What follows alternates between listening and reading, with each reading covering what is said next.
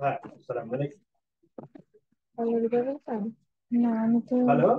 ওই যে হ্যাঁ এখানে হ্যাঁ, প্রোডাক্ট ছিল ওই যে ওইগুলোর তুমি সাথে আস, তুমি আস। ডিরেক্ট ইনকাম ওইটার সাথে আছে। তারপর নিচে পড়ে গেছি একটা একটা তো লাগাবো এই জন্য খুঁজতেছি।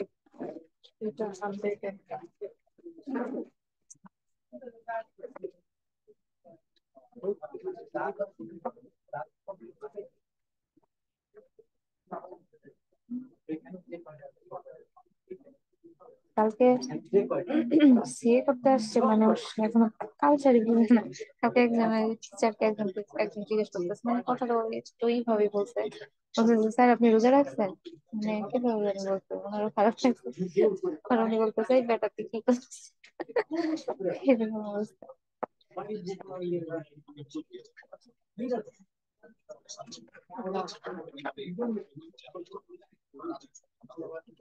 এগুলো কোশ্চেন করার মতো কিছু মানে শুধু উনি খালি একবার বলছে যে এ, এখন আপনাদের যা কোশ্চেন করার উম, মন চায় তাহলে কোশ্চেন করতে পারেন যা জানার থাকে। তারপরে একটার পর একটা শুরু করছে সবাই।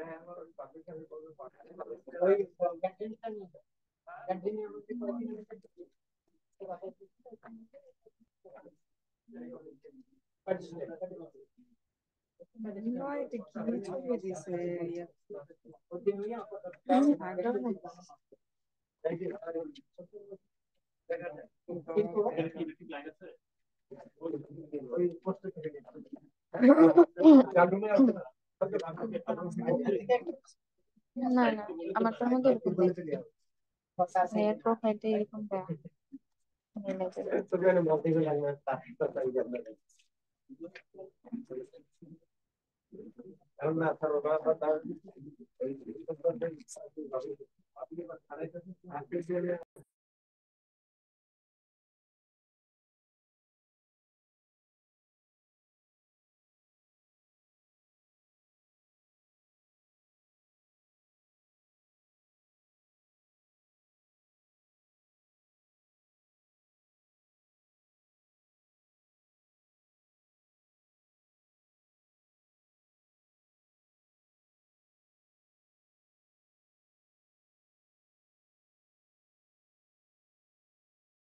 মালিক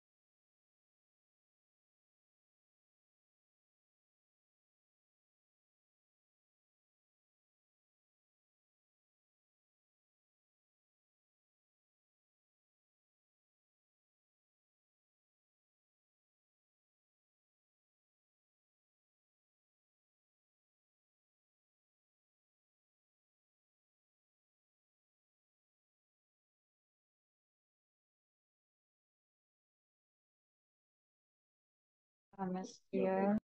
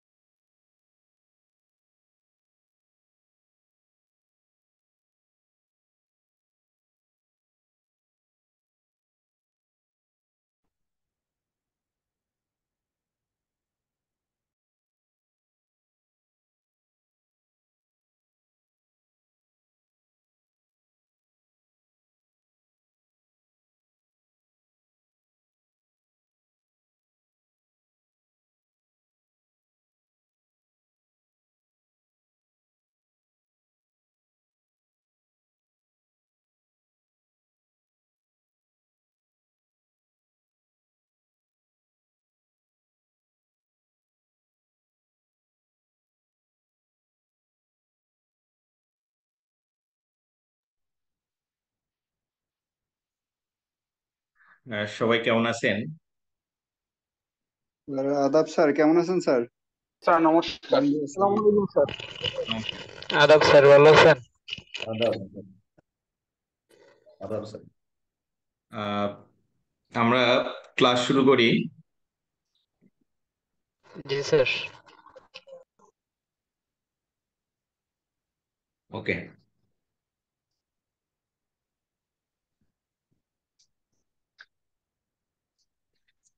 আমরা যেহেতু জুমে ক্লাস নিচ্ছি, যদি আমার কথা আপনারা শুনতে না পারেন আমাকে অবশ্যই জানাবেন, ঠিক আছে? আচ্ছা, আমি ক্লাস শুরু করার আগে আমি আমার সংক্ষিপ্ত পরিচয় দিয়ে ক্লাস শুরু করব, যেহেতু আজকে আপনাদের সাথে আমার প্রথম ক্লাস। আমার নাম আসসালামু বুরহানাত আলাইকুম কুন্ডু। স্যার। ওয়ালাইকুম স্যার আসসালাম। আসসালামু আলাইকুম। জি, ওয়ালাইকুম আসসালাম। কেমন আছেন? আসসালামু আলাইকুম স্যার। জি স্যার, আলহামদুলিল্লাহ ভালো আছি। আপনি ভালো আছেন স্যার? আসসালামু আলাইকুম স্যার। জি জি, ভালো আছি। আদাব স্যার, ভালো আছেন? ওয়ালাইকুম আসসালাম। জি জি, ভালো আছি। আপনারা ভালো আছেন সবাই? জি জি স্যার। আলহামদুলিল্লাহ। জি স্যার, আলহামদুলিল্লাহ। আচ্ছা,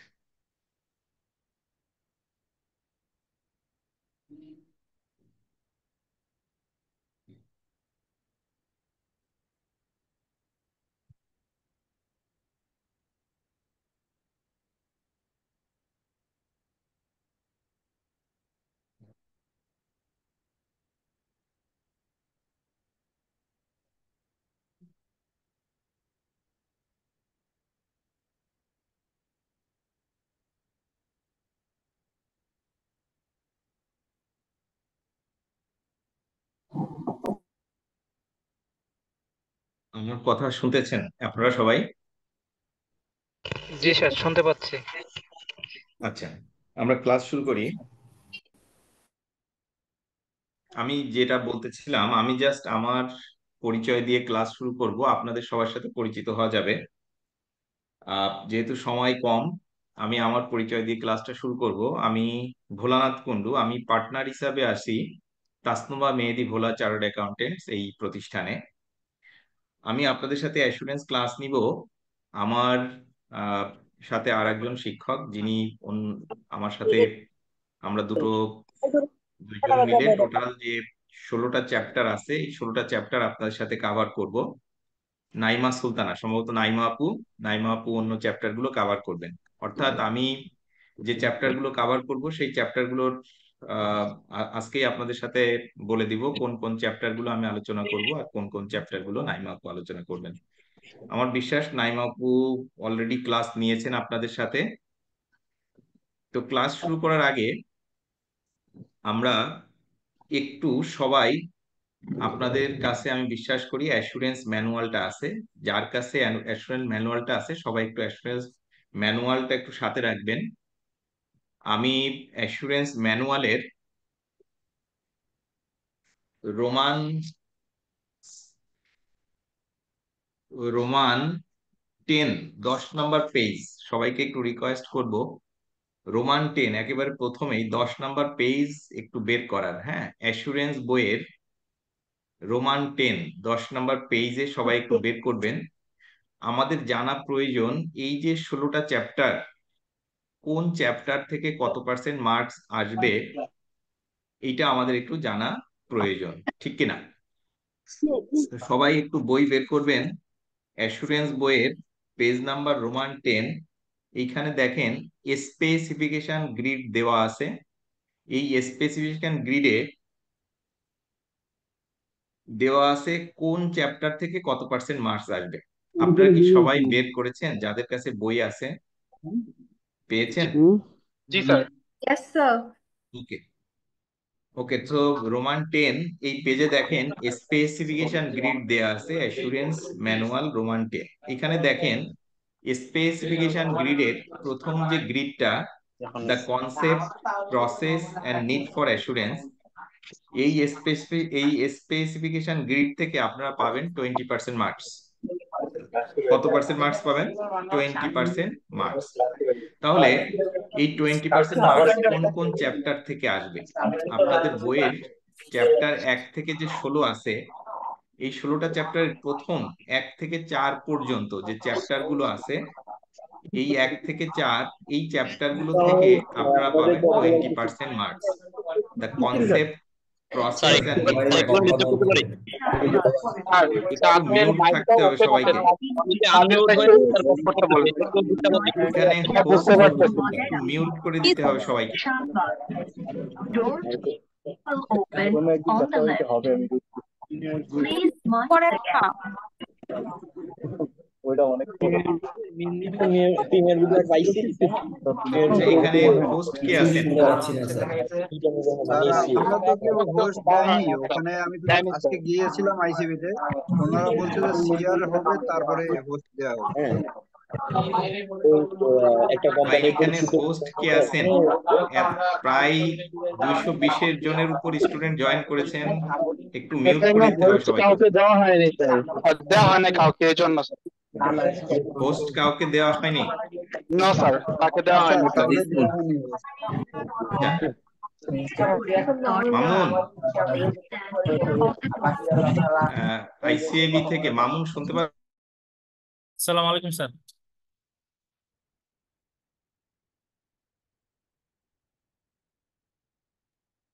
জি স্যার, আসসালামু আলাইকুম।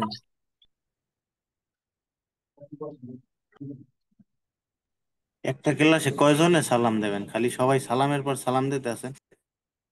আরে না ভাই, মামুন ভাই আসছে, উনি কথা বলতেছেন স্যারের সাথে। মামুন ভাই মেবি স্যারকে মিউট করে দিচ্ছেন। স্যারকে মিউট করে দিয়েছে। মামুন, আমাকে একটু হোস্ট করে দেন। জি স্যার, জি স্যার।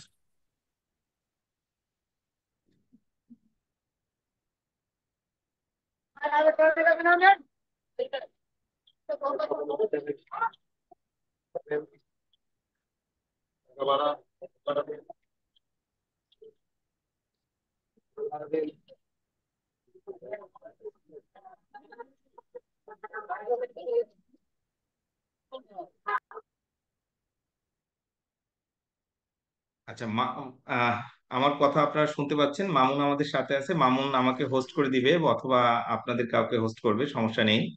আহ, যদি আপনাদের স্যার কোনো আপনাকে কোশ্চেন পোস্ট থাকে করাই। আপনারা আনমিউট করে নেবেন, হ্যাঁ। আচ্ছা, যেহেতু একটু আহ, আমাদের নয়েজ আসতেছিল, ডিস্টার্ব হলো, আমরা আবার রিপিট করি প্রথম থেকে, হ্যাঁ। প্রথম থেকে আমি আবার রিপিট করি। অ্যাসুরেন্স বইয়ের পেজ নাম্বার রোমান 10, এইখানে স্পেসিফিকেশন গ্রিড দেওয়া আছে। এই স্পেসিফিকেশন গ্রিডে দেওয়া আছে যে কোন চ্যাপ্টার থেকে কত পার্সেন্ট মার্কস আসবে। টোটাল আমাদের 100 মার্কস। এই 100 মার্কস কোন চ্যাপ্টার থেকে কত পার্সেন্ট মার্কস আসবে সেটা আমাদের জানা অত্যন্ত গুরুত্বপূর্ণ।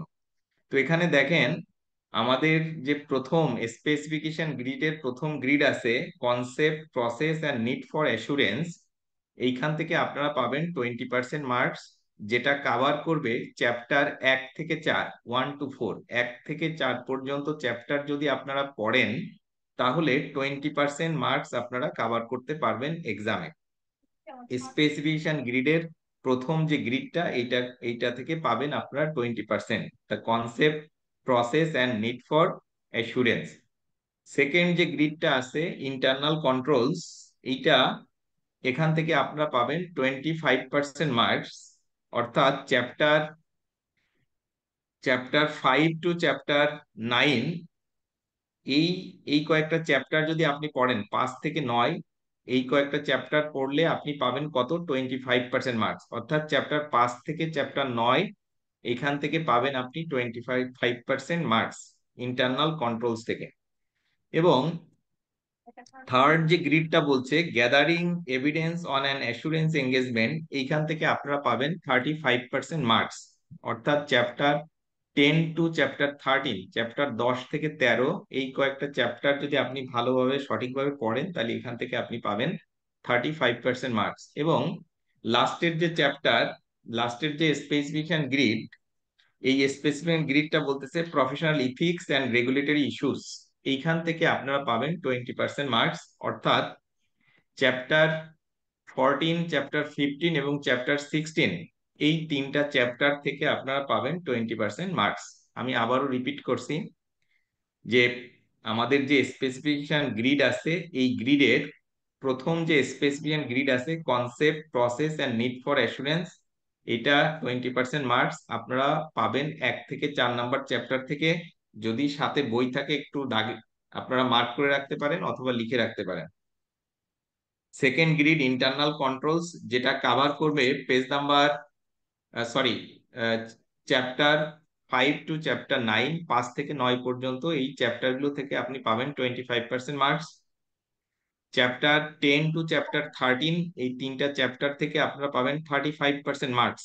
Third grid gathering evidence on an assurance engagement, এখান থেকে পাবেন 35% মার্কস।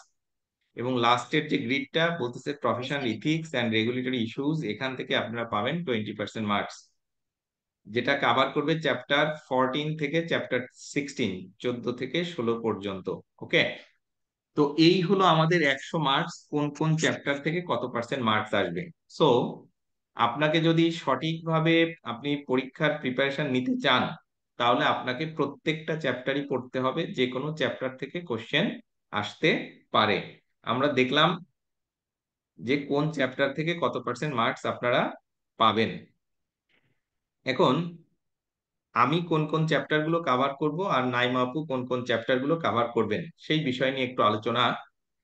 আমি চেষ্টা করব কভার করতে চ্যাপ্টার 5 to চ্যাপ্টার 9, চ্যাপ্টার 5 থেকে চ্যাপ্টার 9, অর্থাৎ স্পেসিফিকেশন গ্রিডের সেকেন্ড গ্রিড ইন্টারনাল কন্ট্রোল। এই ইন্টারনাল কন্ট্রোল যেটা আছে এটা কভার করবে চ্যাপ্টার 5 থেকে 9। আমি চেষ্টা করব চ্যাপ্টার 5 থেকে 9 পর্যন্ত আপনাদের সাথে আলোচনা করার।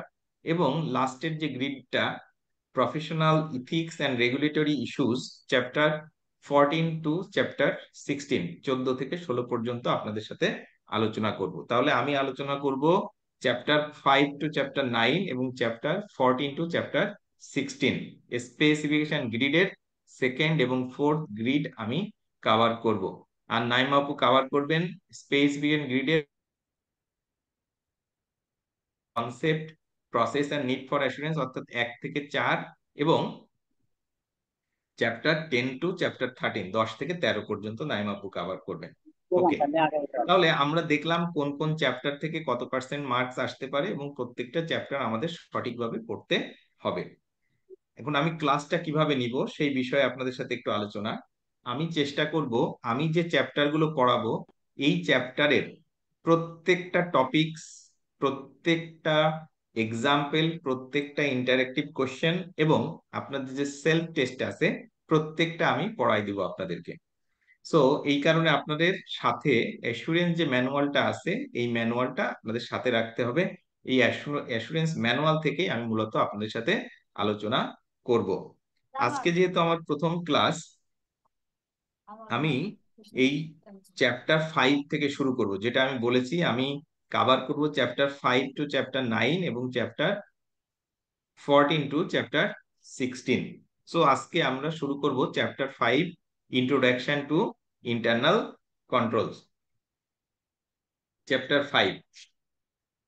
সো আপনার কাছে যদি অ্যাসুরেন্স ম্যানুয়ালটা থাকে আপনারা সবাই একটু বের করবেন পেজ নাম্বার 111, 111 নাম্বার পেজ থেকে চ্যাপ্টার 5 শুরু, ইন্ট্রোডাকশন টু ইন্টারনাল কন্ট্রোল। সবাই একটু বের করবেন। আর আমার কথা শুনতে পাচ্ছেন আপনারা সবাই? শোনা না গেলে একটু বলতে হবে, যেহেতু অনলাইনে ক্লাস নিচ্ছি। শোনা যাচ্ছে স্যার। ইয়েস স্যার, শোনা যাচ্ছে।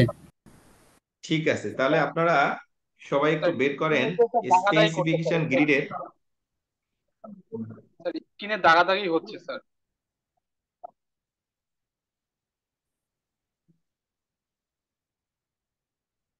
সেকেন্ড গ্রিড, অর্থাৎ 5 থেকে 9 নাম্বার যে চ্যাপ্টার এর 5 নাম্বার চ্যাপ্টার থেকে আমরা শুরু করব। হ্যাঁ, সবাই একটু বের করেন 5 নাম্বার চ্যাপ্টার। ওকে,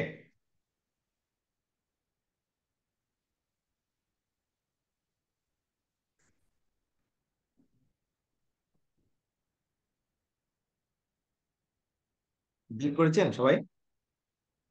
জি স্যার। জি স্যার। আচ্ছা, chapter 5, introduction to internal control. আমার স্লাইডটা আপনারা দেখতে পাচ্ছেন? জি স্যার। জি স্যার, দেখতে পাচ্ছি।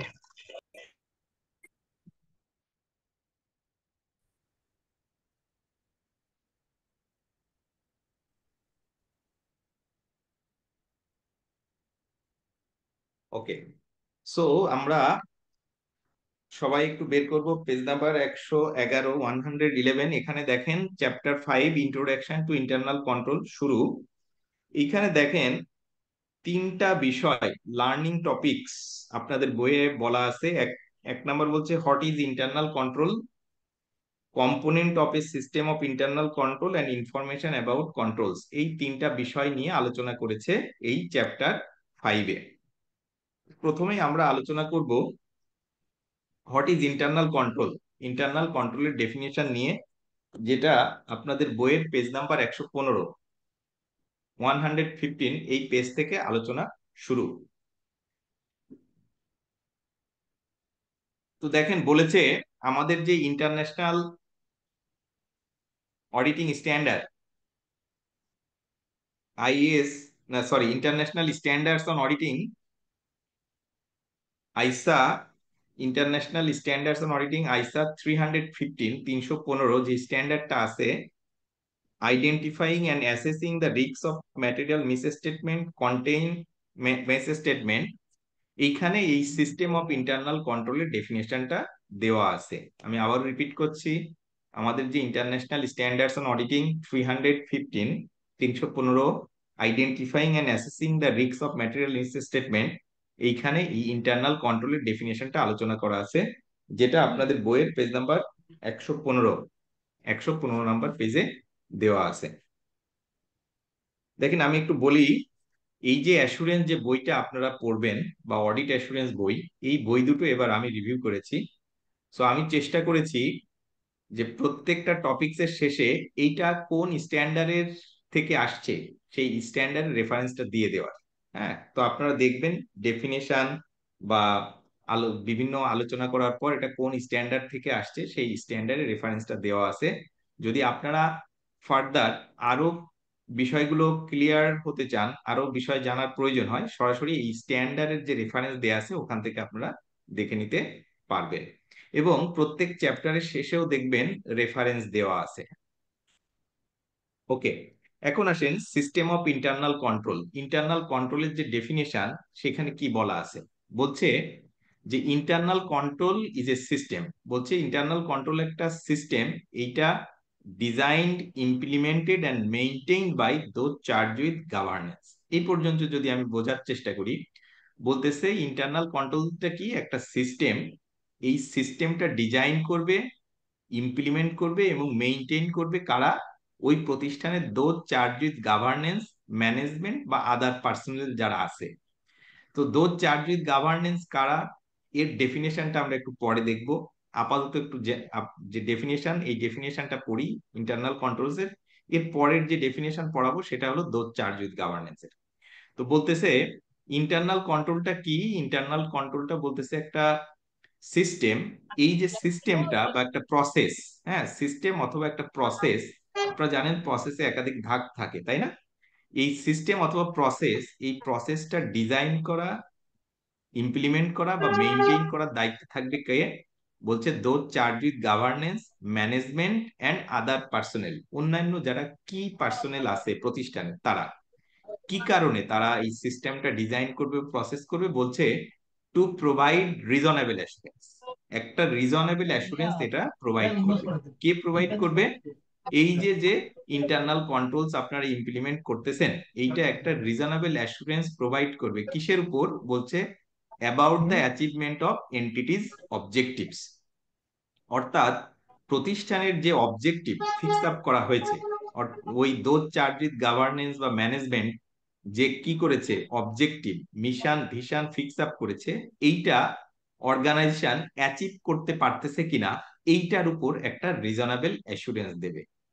টু অ্যাচিভ বলছে to provide reasonable assurance about the achievement of entities objectives with regard to reliability of financial reporting, effectiveness and efficiency of operation and compliance with applicable laws and regulation। বলতেছে যে এই যে অবজেক্টিভের কথা বলতেছে, যেটা fulfil করতেছে কিনা, এটা কিভাবে তাহলে তারা প্রকাশ করবে, বলছে রিলায়েবল ফাইন্যান্সিয়াল রিপোর্টিং এর মাধ্যমে, ইফেক্টিভ এন্ড এফিসিয়েন্সি অফ অপারেশনের মাধ্যমে এবং compliance with applicable laws and উইনারে কি একটু ছোট হয় রেগুলেশন। না ভাই? এই তিন ভাবে। স্যার অনেকে হচ্ছে আনমিউট হয়ে আছে, আনমিউট হয়ে সেটা হয়তো জানে না যে সে আনমিউট হয়ে আছে, সে অন্য কিছু করতেছে, বাট তাদের নয়েজটার জন্য আমাদের কনসেন্ট্রেশন দিতে একটু প্রবলেম হচ্ছে স্যার। হোস্ট কে আচ্ছা, আছে? আমি হোস্ট চাইলে মিউট করে দিতে পারে সবাইকে।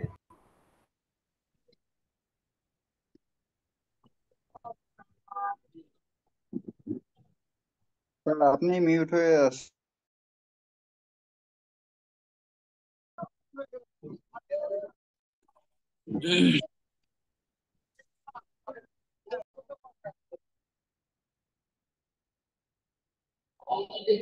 স্যার আপনি মিউট হয়ে আছেন।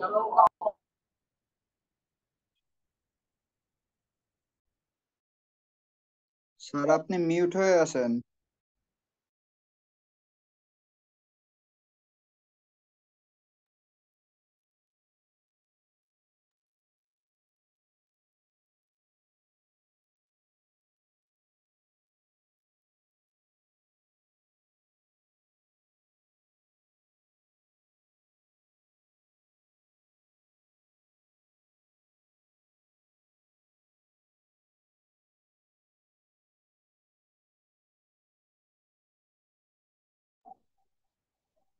স্যার আপনি মিউট হয়ে আছেন, আপনার কথা আমরা কেউ শুনতে পাচ্ছি না।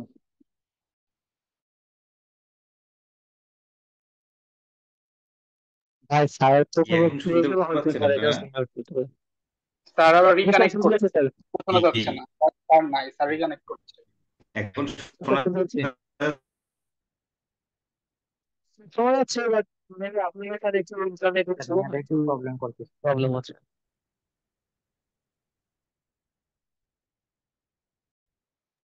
যাচ্ছে? জি স্যার।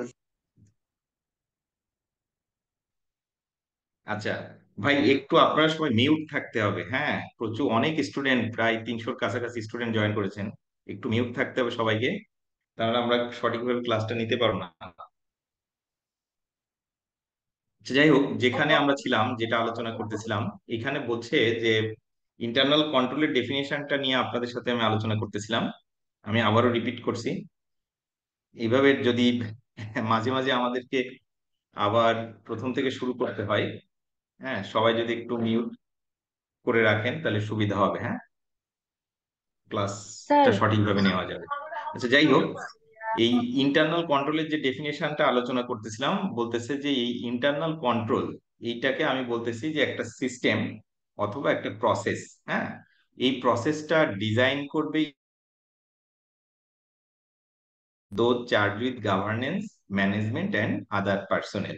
বলছে যে those charge with governance, management অথবা যে সমস্ত কি পিপল, হ্যাঁ, রয়েছে একটা প্রতিষ্ঠানের, তারা কি করবে, ইন্টারনাল কন্ট্রোলটা ডিজাইন করবে, ইমপ্লিমেন্ট করবে বা মেনটেইন করবে। তাহলে কেন করবে তারা এটা? বলছে এটা to provide the reasonable assurance. তো রিজনেবল অ্যাসুরেন্স প্রোভাইড করার জন্য কিসের উপর রিজনেবল অ্যাসুরেন্স দিবে? বলছে the achievement of entities objectives. আপনারা জানেন প্রতিষ্ঠানের দোজ চার্জ উইথ গভর্নেন্স যারা আছে, তারা কি করে, প্রতিষ্ঠানের মিশন, ভিশন, অবজেক্টিভ কি করে, ফিক্স আপ করে। সো এই অবজেক্টিভ ফুলফিল হচ্ছে কিনা বা অ্যাচিভ করা যাচ্ছে কিনা, সেইটার উপর একটা রিজনেবল অ্যাসুরেন্স প্রোভাইড করবে। হ্যাঁ,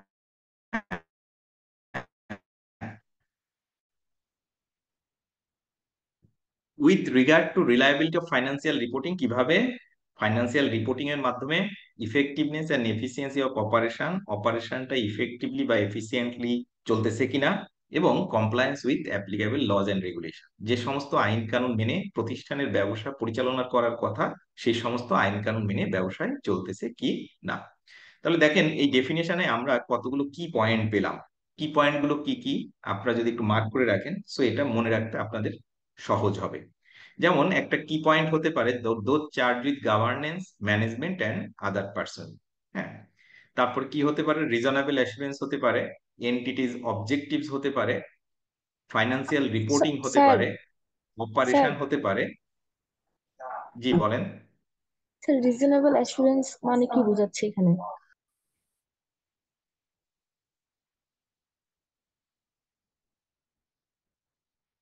এবং লাস্টেরটা বলছে অ্যাপ্লিকেবল লজ অ্যান্ড রেগুলেশন। হ্যাঁ, আমি শেষ করি।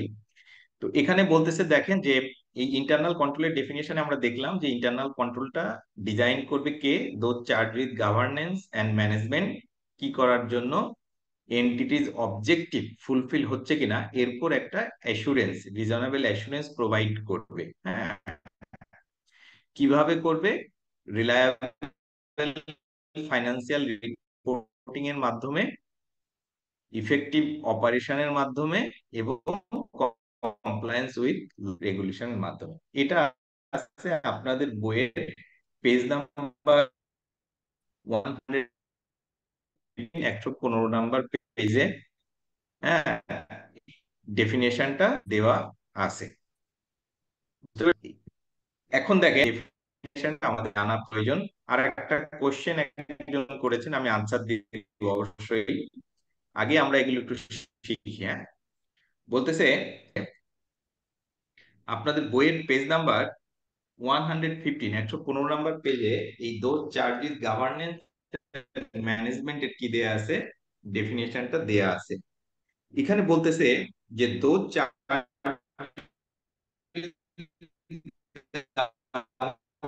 গভর্নেন্স এন্ড ম্যানেজমেন্ট বলতে কাদেরকে বোঝাবে, বলতেছে যে the people of the company, কোম্পানির যারা স্ট্র্যাটেজিক ওভারসাইট দেখার দায়িত্বে থাকবে। অর্থাৎ কোম্পানির যে অবজেক্টিভ গুলো ফিক্স আপ করা হয়েছে, মিশন, ভিশন ফিক্স করা হয়েছে এগুলো অ্যাচিভ করতেছে কিনা এইগুলো দেখার দায়িত্বে যারা থাকবে তাদেরকে বলতেছে কি বলতো, those charge with governance and management. The people responsible for overseeing strategic oversight distinguished from management, which refers to the people responsible for conduct of the entity's operations. বলছে এই যে দোজ চার্জ উইথ গভর্নেন্স বা management, এদেরকে কাদের থেকে মানে আলাদা করেছে, distinguished করেছে, বলেছে ম্যানেজমেন্ট থেকে।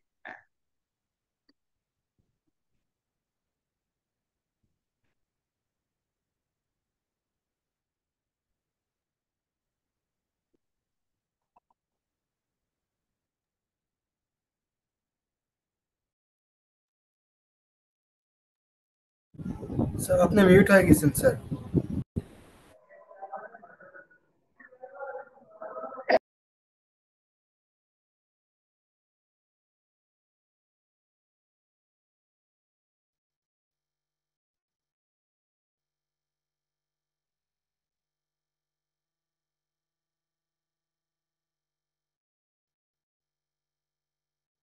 স্যার আপনি মিউট হয়ে গেছেন স্যার।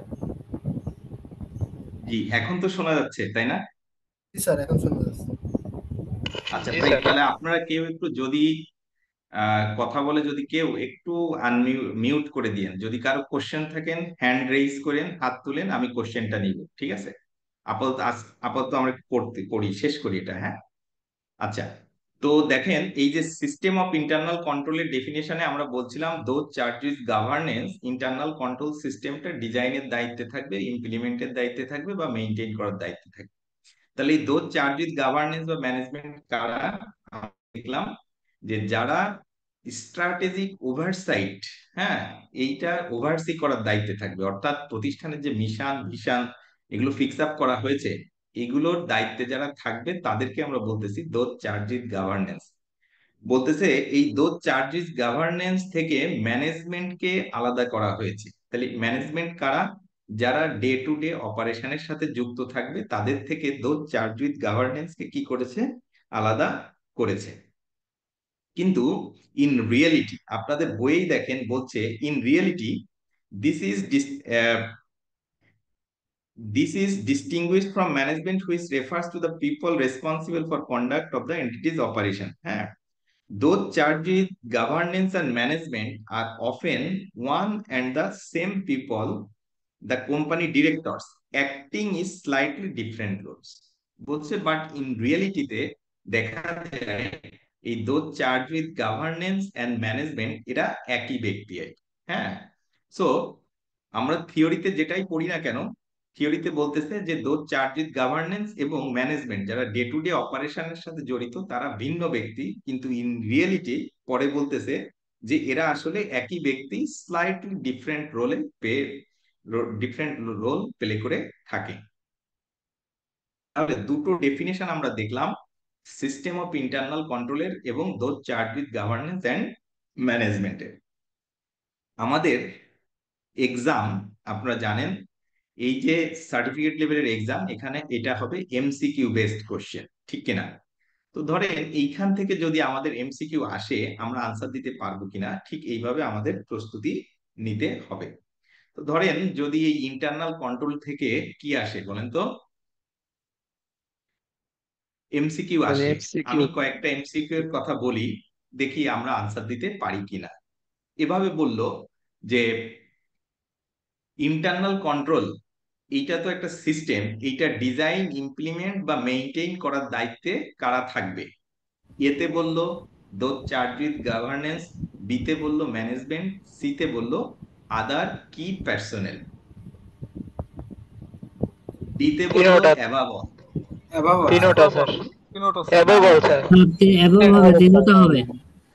রাইট, তাহলে আনসারটা হবে অ্যাবাভ অল।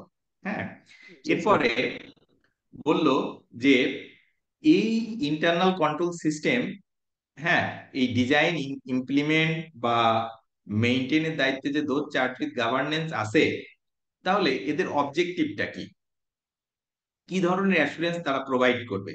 এক নম্বরে বললো এটা কি রিজনেবল অ্যাসুরেন্স প্রোভাইড করবে তারা, না limited assurance, sir reasonable absolute assurance? Right, reasonable assurance তারা রিজনেবল প্রোভাইড করে। Reasonable assurance.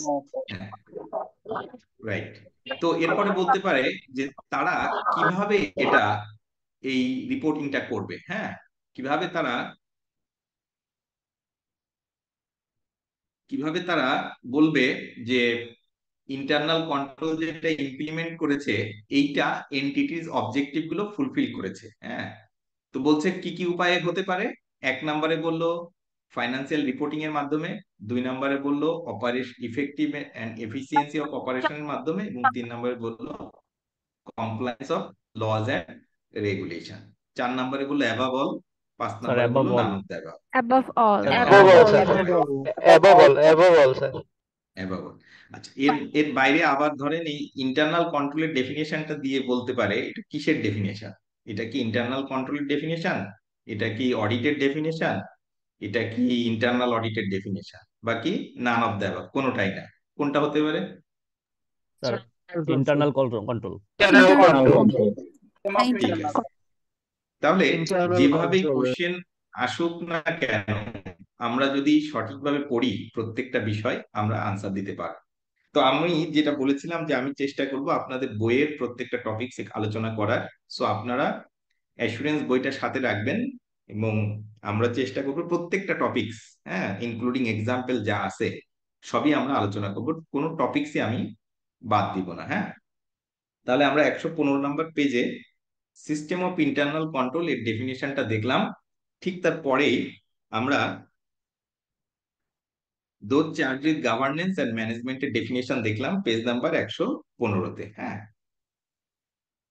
এখন দেখেন আপনাদের বইয়ে একটা এক্সাম্পল দেয়া আছে পেজ নাম্বার 115, কোম্পানি অবজেক্টিভ। বলছে কোম্পানি হ্যাজ ভ্যারিয়াস অবজেক্টিভস। কি কি অবজেক্টিভ হতে পারে? To ensure that it reports its financial position correctly to the shareholder. বলতেছে যে যারা শেয়ার হোল্ডার আছে এদেরকে এদেরকে প্রতিষ্ঠানের ফাইন্যান্সিয়াল পজিশনটা তারা কিভাবে, বলছে কারেক্টলি এই ইনফরমেশন গুলো তারা কি করে বলেন তো প্রোভাইড করবে, যাতে তারা তাদের ইকোনমিক ডিসিশনটা নিতে পারে। যেহেতু তারা এখানে ইনভেস্টর, তারা প্রপারলি ইকোনমিক ডিসিশনটা নিতে পারে। সেকেন্ডটা বলছে to ensure that it operates effectively and efficient. সেকেন্ডটা বলছে যে কোম্পানির যে অপারেশনটা এটা ইফেক্টিভলি অ্যান্ড এফিসিয়েন্টলি অপারেট করতেছে কিনা। যদি ইফেক্টিভলি অ্যান্ড এফিসিয়েন্টলি অপারেট না করে, তাহলে প্রতিষ্ঠানের those charge with governance and management যে অবজেক্টিভ ফিক্স আপ করেছে এই অবজেক্টিভ কি ফুলফিল হবে? হবে না। এবং লাস্টেরটা বলছে যে to ensure that it complies with applicable laws and regulation. প্রতিষ্ঠানের যে সমস্ত আইন কানুন মেনে তার ব্যবসা পরিচালনা করার কথা, অপারেট করার কথা, সেগুলো মেনে সে কি করতেছে, ব্যবসা পরিচালনা করতেছে। এইটা একটা ছোট্ট এক্সাম্পল দিয়েছে, তিনটা অবজেক্টিভের কথা এখানে বলেছে। এখন দেখেন যদি আপনার প্রতিষ্ঠান দেশের প্রচলিত আইন কানুন মেনে না চলে তাহলে কি করতে পারে? পেনাল্টি ইম্পোজ করতে পারে, অথবা আপনার বিজনেসটাকে কি করতে পারে বলেন তো, সিজ করে দিতে পারে। এখান থেকে কোশ্চেন আসতে পারে, বলতে পারে কোম্পানির কি কি অবজেক্টিভস গুলো ফুলফিল করবে ইন্টারনাল কন্ট্রোলস ইমপ্লিমেন্টেশনের মাধ্যমে। এগুলো তো আমরা পড়েছি, তিনটা অবজেক্টিভ, তাই না? Reliable financial reporting, effective and efficiency of operation, এবং লাস্টেরটা বলছে compliance with laws and regulations. এটা ছোট্ট একটা এক্সাম্পলের মাধ্যমে আপনাদের বইয়ে দিয়েছে পেজ নাম্বার 115-তে। এখন আমরা দেখব reason for internal controls. Internal কন্ট্রোলসটা কেন আমরা ইমপ্লিমেন্ট করব, রিজন গুলো কি কি। এখানে তিনটা রিস্কের, তিনটা রিজন, তিনটা কারণের কথা বলেছে। কি কি? এক নাম্বার বলেছে মিনিমাইজিং দা কোম্পানিজ বিজনেস রিস্ক। আমরা ইন্টারনাল কন্ট্রোলসটা ইমপ্লিমেন্ট করব বা মেইনটেইন করব কেন? কোম্পানির যে বিজনেস রিস্ক গুলো আছে সেটা যাতে মিটিগেট করতে পারি, মিনিমাইজ করতে পারি, অথবা এলিমিনেট করতে পারি। এটা একটা রিজন। এখন আমাদের জানা প্রয়োজন বিজনেস রিস্ক গুলো কি। আমরা একটু পরেই বিজনেস রিস্ক এর ইন ডিটেলস আলোচনা করব, তখন আমরা বিজনেস রিস্ক এর ডেফিনেশন এবং অন্যান্য বিষয়গুলো আলোচনা করব। আপাতত আমরা জানি ইন্টারনাল কন্ট্রোলস ইমপ্লিমেন্ট করার কারণগুলো কি কি, রিজন গুলো কি। এক নাম্বার বলেছে minimise the company's business risk. কোম্পানির যে বিজনেস রিস্ক গুলো আছে এইটা আমরা কি করতে পারি, যাতে মিনিমাইজ করতে পারি, এলিমিনেট করতে পারি, অথবা কি করতে পারি বলেন তো, রিডিউস নাকি করতে পারি। সেকেন্ডটা বলতেছে যে ensure the continuing effective functioning of the company. কোম্পানির যে অপারেশন গুলো আছে এটা ইফেক্টিভলি কি চলতেছে বলেন তো, অপারেট করতেছে। যদি কোম্পানির অপারেশনটা ইফেক্টিভলি বা এফিসিয়েন্টলি অপারেট না করে, তাহলে ওই প্রতিষ্ঠানের দোজ চার্জ উইথ গভর্নেন্স বা ম্যানেজমেন্ট যে অবজেক্টিভ ফিক্স আপ করেছে সেই অবজেক্টিভ তারা কি করতে পারবে না বলেন তো, অ্যাচিভ করতে পারবে অ্যাচিভ করতে না। পারবে না। রাইট। এবং স্টেটটা বলতে যে ensure the company complies with relevant laws and regulation. অর্গানাইজেশনের জন্য যে সমস্ত আইন কানুন প্রযোজ্য, সেই আইন কানুনগুলো মেনেই প্রতিষ্ঠান তার ব্যবসা পরিচালনা করতেছে কিনা। যদি না করে তাহলে কি হবে, অর্গানাইজেশনের কে পেনাল্টি ইম্পোজ করতে পারে বা বিজনেস সিজ করতে পারে। এই তিনটা কারণের কথা বলছে রিজন ফর ইন্টারনাল কন্ট্রোলস, কেন আমরা ইন্টারনাল কন্ট্রোল ইমপ্লিমেন্ট করব। সো এখান থেকে এমসিকিউ কোশ্চেন আসতে পারে, খুবই গুরুত্বপূর্ণ এরিয়া। আপনারা দেখবেন যখন রিটেন বেস এক্সাম ছিল, এই রিটেন বেস এক্সামের কোশ্চেন গুলো হয়তো আপনারা ওয়েবসাইটে পেতে পারেন আইসিএবির, এই অংশগুলো থেকে বারবার কোশ্চেন আসছে। যেহেতু চ্যাপ্টার 5 থেকে চ্যাপ্টার 9 এখান থেকে প্রায় 20% উপর মার্কস আসবে। এই রিজন ফর ইন্টারনাল কন্ট্রোলের definition, those charge with governance and management definition, এইখান থেকে রিটেন বেস যখন লিখিত এক্সাম ছিল তখন কোশ্চেন আসতো। এটা কেন আপনাদেরকে দেখতে বললাম, কারণ আপনারা একটা ধারণা পাবেন কোন কোন জায়গা থেকে কোশ্চেন আসতে পারে। হ্যাঁ, আগে লিখতে হতো, এখন আপনি এমসিকিউ দিবেন, তাই তো? পার্থক্যটা হলো এমসিকিউ আর আগে হলো লেখা, কিন্তু কোশ্চেনের প্যাটার্ন বা ডিজাইন তো একই হওয়ার কথা, একই জায়গা থেকে আসার কথা। তো দেখেন রিজন ফর ইন্টারনাল কন্ট্রোলস কয়টা বললো, এখানে তিনটা রিজনের কথা বলছে। আমি আবারও রিপিট করছি, পেজ নাম্বার 115 115 নাম্বার পেজে দেওয়া আছে। কি দেওয়া আছে? তিনটা রিজনের কথা। এক নাম্বার বলছে কোম্পানির যে বিজনেস রিস্ক গুলো আছে সেটা মিনিমাইজ করবে বা এলিমিনেট করবে, এটা একটা অবজেক্টিভ। সেকেন্ডটা বলছে কোম্পানির যে অপারেশন গুলো আছে এটা প্রপারলি ইফেক্টিভলি অপারেট করতেছে।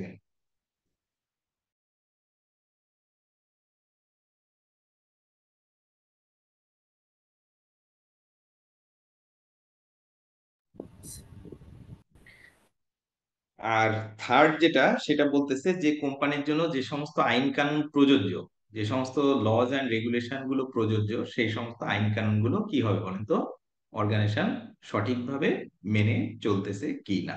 এই তিনটা রিজনের কথা এখানে বলেছে। আমি আপনাদেরকে রিকোয়েস্ট করব এগুলো অবশ্যই মার্ক করে রাখেন।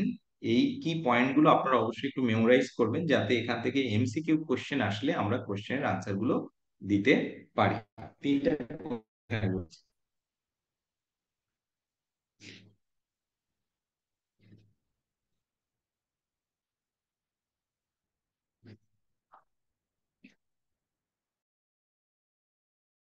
এখানে বলেছে, তাই তো?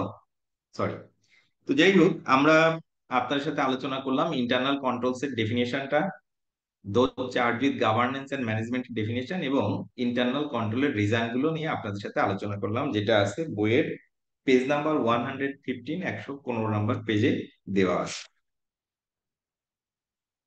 এরপর আসেন আপনাদের বইয়ের পেজ নাম্বার 116 116 নাম্বার পেজে একটা ওয়ার্ড এক্সাম্পল দেয়া আছে, এক্সাম্পল পড়তে হবে। হ্যাঁ, এটা আমি পড়াই দিব। এমসিকিউ কোশ্চেন যে কোনো জায়গা থেকে আসতে পারে, এই এক্সাম্পল থেকেও কোশ্চেন আসতে পারে, খুবই গুরুত্বপূর্ণ এরিয়া। যখন রিটেন বেস এক্সাম ছিল তখন কিন্তু এই সমস্ত জায়গা বিভিন্ন এক্সাম্পল থেকে কিন্তু কোশ্চেন আসতো, এখনো আসার সম্ভাবনা আছে। দেখেন পেজ নাম্বার 116 116 নাম্বার পেজে ফেয়ার ফুড কোম্পানি একটা এক্সাম্পল এখানে দিয়েছে।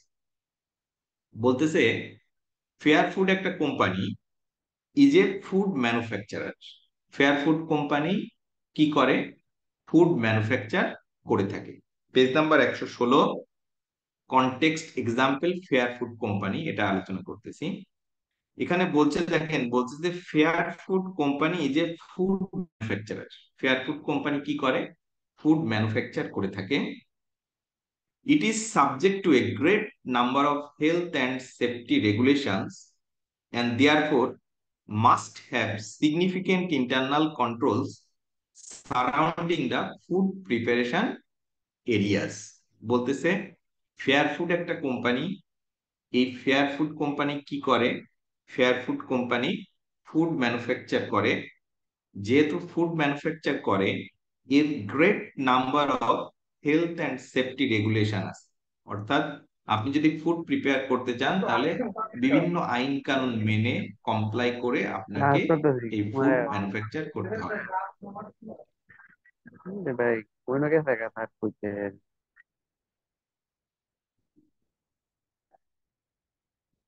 সো বলছে ইফ দিস, ওকে, তারপর বলছে and therefore must have significant internal control surrounding the food preparation areas. বলতেছে যে এই যে ফুড প্রিপেয়ার করবেন এইটার জন্য আপনাকে বিভিন্ন আইন কানুন মেনে চলতে হবে, এবং এটা আপনি মানতেছেন কিনা তার কারণে একটা ইন্টারনাল কন্ট্রোলস ইমপ্লিমেন্ট করতে হবে, তাই তো? আমি আবারও রিপিট করি, বলছে ফেয়ার ফুড কোম্পানি যে manufacturing company, it is subject to a food manufacturing company, it is subject to a great number of health and safety regulations. একে অনেক হেলথ অ্যান্ড সেফটি রেগুলেশন মেনে চলতে হবে। therefore must have, অবশ্যই, significant internal control surrounding the food preparation areas. যেখানে food prepare করা হবে সেখানে অবশ্যই ইন্টারনাল কন্ট্রোলস স্ট্রংলি ইমপ্লিমেন্ট করতে হবে, যাতে কি হয়, সে যে সমস্ত নিয়ম কানুন মেনে ফুড প্রিপেয়ার করার কথা সেই নিয়ম কানুন মেনেই কি করতেছে? ফুড প্রিপেয়ার করতেছে। If this controls were seriously breached, যদি এই কন্ট্রোল গুলো সঠিকভাবে না মানা হয় বা ভেঙে পড়ে, কি বলছে? Fair food company would be force to cease operation. কি বলছে? বলছে fair food company would be forced to cease operation. তাকে ফোর্স করা হতে পারে যে আপনি আপনার বিজনেসটা বন্ধ করে দিতে হবে, কারণ আপনার যে সমস্ত আইন কানুন মেনে ফুড প্রিপেয়ার করার কথা আপনি সেগুলো মেনে ফুড প্রিপেয়ার করেন নাই। The primary objective of each internal control might focus on a particular operation. বলছে the primary objective of each internal control, প্রত্যেকটা ইন্টারনাল কন্ট্রোলের একটা প্রাইমারি অবজেক্টিভ থাকে, সেটা কি বলছে? Mitigate, internal control mitigate focus on particular operation. ওই particular অপারেশনের উপর তার কি থাকে? বলতো ফোকাস থাকে। হ্যাঁ, আমরা ইন্টারনাল কন্ট্রোলস দেখবো চ্যাপ্টার 6 থেকে চ্যাপ্টার 8 পর্যন্ত, সেপারেট কয়েকটা ইন্টারনাল কন্ট্রোল দেখবো, তখন আপনারা দেখতে পারবেন একটা পার্টিকুলার অপারেশনকে টার্গেট করে এর উপর তারা কি করছে? ইন্টারনাল কন্ট্রোল ইমপ্লিমেন্ট করেছে, সেটাই বলতেছে। For example that all personnel must wear protective clothing. প্রত্যেকটা পার্সোনেল যারা প্রিপেয়ার করবে তারা কি পরবে? ক্লথ। হ্যাঁ, প্রোটেক্টিভ ক্লথ কি করবে? পরবে। when operating machinery, however, the ultimate objective is to ensure that operation of the company continue. বলছে আলটিমেট অবজেক্টিভটা হলো তাদের অপারেশনটা যাতে স্মুথলি অপারেট করে। সো কি করবে? যখন ফুড প্রিপেয়ার করবে তখন তারা অবশ্যই প্রোটেক্টিভ ক্লথ পরে নেবে। If the protective clothing was not worn and hair or other items such as jewelry from staff fell into the food, the company might be forced to stop operation. বলতেছে যে যদি আপনি protective cloth না পরেন তাহলে কি হতে পারে? হেয়ার অর জুয়েলারি, হ্যাঁ, যে কোনো আইটেম স্টাফদের কি করতে পারে? ফুডের ভেতর পড়তে পারে, এবং আপনার অপারেশনটা কি করতে পারে? গভর্নমেন্ট এজেন্সিজ কি করতে পারে? বন্ধ সিজ করতে পারে। করতে পারে বা বন্ধ করতে পারে। তাহলে দেখেন আমরা খুব সুন্দর মানে আমরা এক্সাম্পলটা পড়লাম।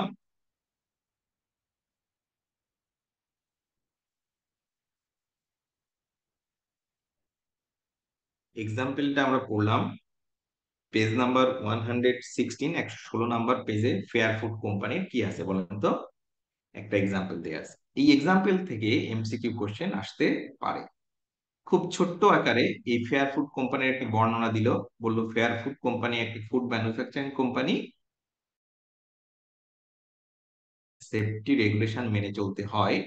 হ্যাঁ, তো এই হেলথ অ্যান্ড সেফটি রেগুলেশন যে তার সে মেনে চলতেছে, এটার জন্য তার কি কি করা প্রয়োজন, ঠিক আছে? এটার জন্য তারা ইন্টারনাল কন্ট্রোলস ইমপ্লিমেন্ট করবে কি করবে না। হ্যাঁ, যদি ইন্টারনাল কন্ট্রোল ইমপ্লিমেন্ট করে তাহলে তারা পার্টিকুলার অপারেশনকে ফোকাস করবে কি না। সাথে এগ্রি করেন কি করেন না, ইয়েস আর নো। কি হবে আনসার বলেন তো? Yes. Right, yes sir. Right. তো এইভাবে এই এক্সাম্পলটা তুলে দিতে পারে, তুলে দিয়ে এখান থেকে আপনাকে কোশ্চেন করতে পারে আর কি। যাই হোক, আমরা ফেয়ার ফুড কোম্পানির ডেফিনেশনটা দেখলাম। এই ফেয়ার ফুড কোম্পানি ডেফিনেশনটা দেয়া আছে, sorry, fair food company example, এই এক্সাম্পলটা আমরা পেয়েছি পেজ নাম্বার 116, 116 নাম্বার পেজে দেওয়া আছে। আচ্ছা, অনেকেই মেসেজ দিচ্ছেন, স্ক্রিনের উপর দাগ চলে আসতেছে। হ্যাঁ, সবাই একটু অ্যাওয়ার্ড থাকেন। হ্যাঁ, আমি আবারও আহ, আমার স্লাইডটা ওপেন করতেছি, তাহলে স্ক্রিনের উপরে যে দাগগুলো এগুলো চলে যাবে আর কি। হ্যাঁ,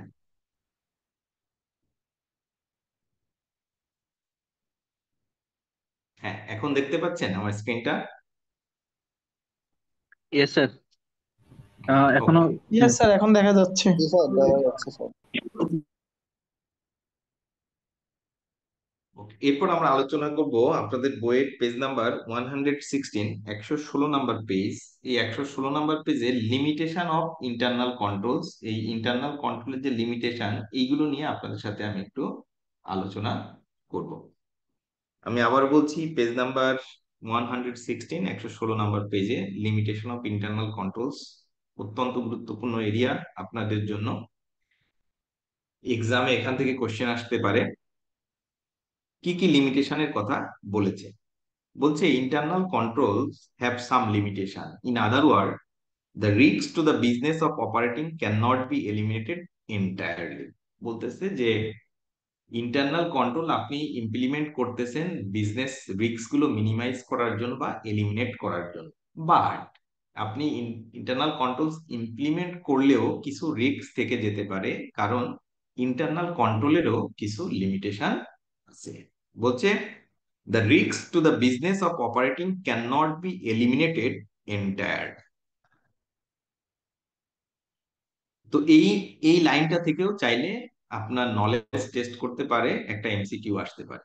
বলতে পারে the risks to the business of operating cannot be eliminated entirely, এইটার সাথে আপনি একমত কি একমত না, ইয়েস আর নো? কি হবে আনসার ভাই বলেন তো? Yes. Yes, sir. Yes. Yes sir. যে আছে কোথায়? Page number 116, 1.3 limitation of internal controls এর একেবারে প্রথমেই। হ্যাঁ, সো আপনারা সবাই বইটা সাথে রাখেন। এখানে 1 নাম্বার লিমিটেশনের কথা বলছে হিউম্যান এলিমেন্ট। হিউম্যান এলিমেন্ট আপনার জন্য একটা লিমিটেশন। সেকেন্ডটা বলছে কলিউশন, এবং থার্ড বলতেছে আনইউজুয়াল ট্রানজেকশনস।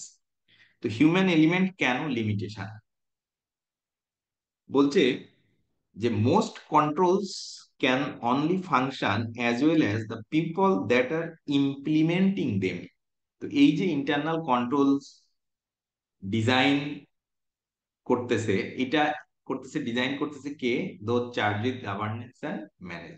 বাট এটা ইমপ্লিমেন্ট করার দায়িত্ব কার? কারা এটা মেনে চলবে? যারা প্রতিষ্ঠানে কাজ করতেছে, এমপ্লয়ি, হিউম্যান রিসোর্স, তাই তো? সেটাই বলতেছে যে most controls can only function as well as the people that are implementing them. যারা ইমপ্লিমেন্ট করবে, হ্যাঁ, তাদের কথা বলতেছে হিউম্যান রিসোর্স। প্রতিষ্ঠানের হিউম্যান রিসোর্সটা এই ইন্টারনাল কন্ট্রোলস গুলো কি করবে বলেন তো? ইমপ্লিমেন্ট করবে বা মেনে চলবে। Controls are not necessarily full proof if a human being make a mistake implementing a control, then the control might be ineffective. বলতেছে যারা ইন্টারনাল কন্ট্রোল ইমপ্লিমেন্টের দায়িত্বে থাকবে তারা যদি ভুল করে, তাহলে এই ইন্টারনাল কন্ট্রোলটা কি ইফেক্টিভ থাকবে না ইনইফেক্টিভ হয়ে যাবে? ইনইফেক্টিভ ইনইফেক্টিভ হয়ে হয়ে যাবে। যাবে। ইনএফেক্টিভ হয়ে যাবে। এই ইনএফেক্টিভ জন্য হয়ে যাবে। বলতেছি এটা একটা limitation. Another problem for companies associated with human element of controls is that of the intention of the people using of them. যারা এটা ইউজ করবে তাদের ইন্টেনশনটাও অত্যন্ত গুরুত্বপূর্ণ। বলছে কেন? বলছে control such as keeping your computer password secret, বলছে যে আপনাকে যে কম্পিউটারটা ইউজ করতেছেন এটার পাসওয়ার্ড আপনাকে দেয়া হলো, এটা আপনি সিক্রেট রাখবেন, এটা কারোর সাথে শেয়ার করবেন।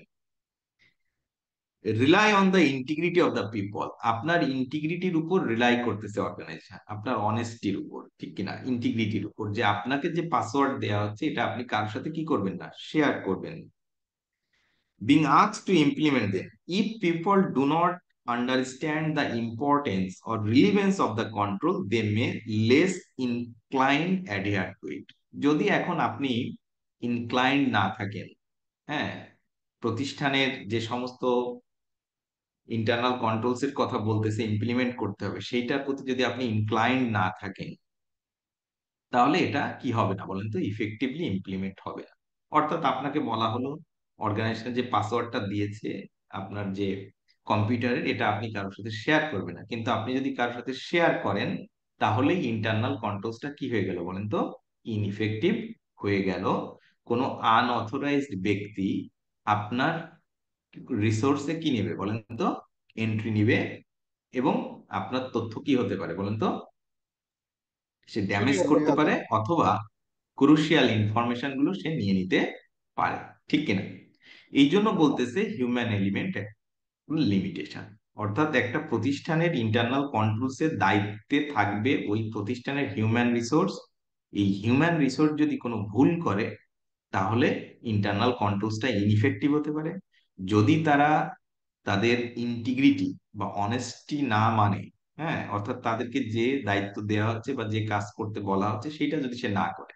এক্সাম্পল স্বরূপ দিয়েছে যে আপনি কম্পিউটারের পাসওয়ার্ড কি করতে পারবেন না, কারোর সাথে শেয়ার করতে পারবেন না, সিক্রেট রাখবেন, বাট এটা যদি শেয়ার করে দেয় তাহলে ইন্টারনাল কন্ট্রোলসটা কি হয়ে যাবে বলেন তো, ইনইফেক্টিভ হয়ে যাবে। সো বলতেছে ইন্টারনাল কন্ট্রোলস এর একটা লিমিটেশন হলো এই হিউম্যান এলিমেন্ট। সেকেন্ডটা বলতেছে কলিউশন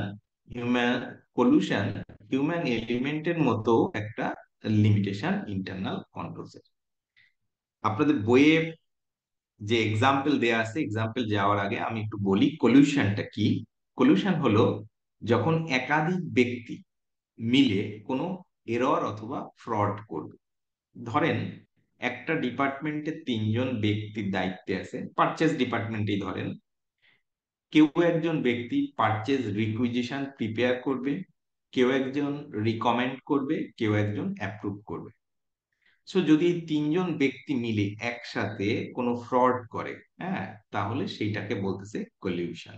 হ্যাঁ, তো যদি সবাই মিলে কোনো ফ্রড করে বা এরর করে, এইটা ডিটেক্ট করা কি খুব সোজা কাজ, কষ্টসাধ্য ব্যাপার কিনা? হ্যাঁ, 3জনের দায়িত্বে আছে, 3জন মিলেই যদি কোনো কি করে বলেন তো, ফ্রড করে বা এরর করে, তো এখানে বলতেছে যে এই কলিউশনটাও কি একটা লিমিটেশন। আপনাদের বইয়ে যেটা আছে এক্সাম্পল বলছে staff members may want to override or avoid controls in order to defraud the company. তারা কি করতে পারে, ওভাররাইড করতে পারে অথবা অ্যাভয়েড করতে পারে কন্ট্রোল। আপনাকে যে কন্ট্রোলস ফলো করার কথা সেগুলো আপনি করলেন না, আপনি অ্যাভয়েড করলেন। Controls may be bypassed very effectively and secretly by 2 or more people working together.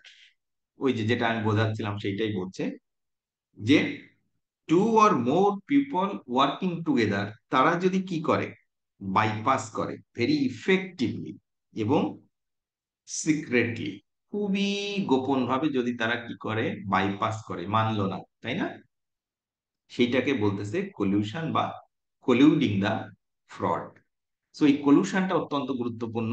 কলিউশনের ক্ষেত্রে কি হয় বলেন তো, ইন্টারনাল কন্ট্রোলের একটা লিমিটেশন বলতেছে। আপনারা অ্যাসুরেন্স বই পড়তে গেলে বিভিন্ন সময় এই কলিউশন কথাটা আসবে। সো আমি এই জন্য ইন ডিটেলস কলিউশনটা নিয়ে আলোচনা করতেছি। হ্যাঁ, তো যাই হোক, আমরা দেখলাম লিমিটেশন অফ ইন্টারনাল কন্ট্রোলস, এটাকে বলতেছে হিউম্যান এলিমেন্ট, আর একটাকে বলতেছি আমরা কলিউশন, এবং লাস্টেরটা বলতেছে আনইউজুয়াল ট্রানজেকশনস। আনইউজুয়াল ট্রানজেকশন কি? বইয়ের এক্সাম্পলে যাওয়ার আগে আমরা একটু বুঝি আনইউজুয়াল কাকে বলতেছে। সাধারণত ইন্টারনাল কন্ট্রোলস যেগুলোর কথা আমরা বলতেছি একটা প্রতিষ্ঠান ইমপ্লিমেন্ট করবে, এটা একটা রুটিন ডেটার উপর ভিত্তি করে, পাস্ট ইনফরমেশনের উপর ভিত্তি করে তারা ইন্টারনাল কন্ট্রোলস ইমপ্লিমেন্ট করে থাকে। একটা রুটিন, প্রতিদিন যে কাজ হচ্ছে এইটার উপর ভিত্তি করে একটা ইন্টারনাল কন্ট্রোলস তারা কি করে, এই কন্ট্রোল ইমপ্লিমেন্ট করে। বাট যদি রুটিন এই কাজের বাইরে কোনো কিছু ঘটে, কোনো ট্রানজেকশন হয়, সেইটা এই ইন্টারনাল কন্ট্রোল কি অ্যাড্রেস করতে পারবে কি পারবে না, কি মনে হয় আপনার? কারণ যেহেতু রুটিন ওয়ার্কের উপর বেস করে এটা করা হয়েছে, রুটিন পারবেন না স্যার, ওয়ার্কের বাইরে যদি কোনো কিছু হয় তাহলে সেটাকে অ্যাড্রেস করতে পারবে কি পারবে না? জি না, পারবেন না পারবে না স্যার। স্যার। পারবে না স্যার। ওইটাকেই বলতেছে আনইউজুয়াল ট্রানজেকশন। ইউজুয়াল ট্রানজেকশনের বাইরে যদি কোনো ট্রানজেকশন হয় সেটাকে বলতেছে আনইউজুয়াল ট্রানজেকশন। তো আনইউজুয়াল ট্রানজেকশনও ইন্টারনাল কন্ট্রোলস এর জন্য একটা লিমিটেশন। এখন দেখি আপনাদের বইয়ের এক্সাম্পলে কি বলা আছে। স্যার আমি একটা কোশ্চেন করতে পারি স্যার? আচ্ছা, কোশ্চেন গুলো আমি নিব, একটু শেষ করি, এটা শেষ করে আপনি কোশ্চেনটা নিচ্ছি। হ্যাঁ, আনসার জি দিব, স্যার। কোনো সমস্যা নেই। বলছে limitation of internal controls is that they are generally design to deal with what normally or routinely happens in a business. যেটা আমি বলতেছিলাম, যেটা রুটিনলি অর কি বলেন তো normally happens in a business. However, it may be the case that an unusual transactions may occur which does not fit into the normal routines, in which case standard controls may not be relevant to the unusual transactions, and hence mistake may be made in relation to the unusual transactions. আমি যে এক্সাম্পলটা দিয়েছিলাম সেইটাই ওরা এখানে বর্ণনা করেছে। So একটা routine ট্রানজেকশনের বাইরে যদি কোনো কিছু হয় সেটাও আমার জন্য কি হবে বলেন তো, লিমিটেশন। যেহেতু আমরা লিমিটেশন পড়তেছি, তো ইন্টারনাল কন্ট্রোলের মোট কয়টা লিমিটেশনের কথা এখানে বলেছে বলেন তো ভাই? স্যার তিনটা। তিনটা। একটা বলেছে হিউম্যান এলিমেন্ট, একটা বলেছে কলিউশন, Pollution, আর একটা বলেছে collision, unusual unusual transaction. এখান থেকে কোশ্চেন আসতে পারে, বলতে পারে ইন্টারনাল কন্ট্রোলস এর লিমিটেশন গুলো কি কি।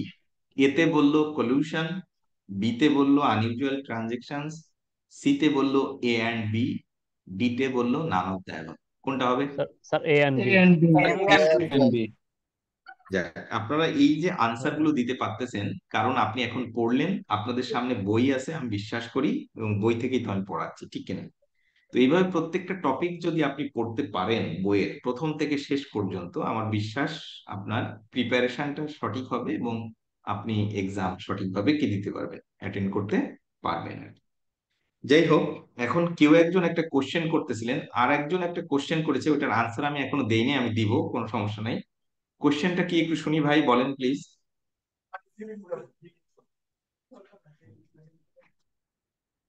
জি বলেন কোশ্চেনটা।